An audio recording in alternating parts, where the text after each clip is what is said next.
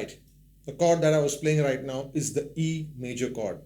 If you guys remember, we are following the caged system, C, A, G, E, D. So we have managed to learn C, A, and G so far. And right now we'll be focusing on the E major.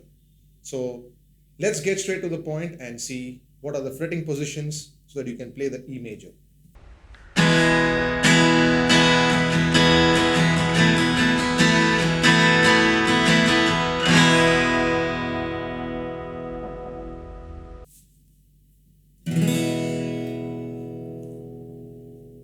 Your middle finger goes on the second fret of the A string, nothing on the bottom E string, it's open, so that's used as a root.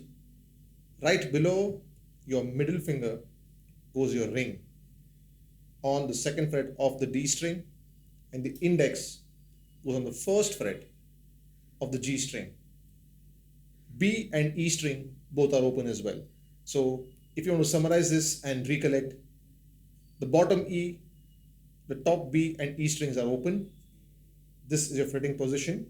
Middle on the second of A, ring on the second of the D, and index on the first fret of the G. It's a very nice, broad, and a bright sounding chord. Very open, that's the beauty of playing open chords. You get a lot of resonance and the sound is wide.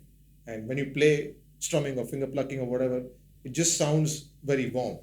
So let's try and combine all the chords that we have learned so far, starting off with your C, going to A, the G major, and the one that we learned right now, which is the E major. I'm sure you guys are having a lot of fun and you have managed to combine all the chords, and if you focus more on clarity, you'll realize that how much clarity is important, and getting all the chords right will ensure that you will learn songs, you will learn patterns faster, and you will suddenly realize that more clarity means more confidence while playing, and more confidence means you can basically conquer the instrument by practicing a good amount of time. And going back to your E major chord, make sure you spend time, focus on the fretting position, don't get lazy with it. Make sure you're digging in on the fretboard correctly. Make sure that you're putting in enough pressure. Don't be too hard on yourself and end up hurting your fingers. Just the right amount of pressure will always help you to get the right sound. So that's E major. Go and practice that one.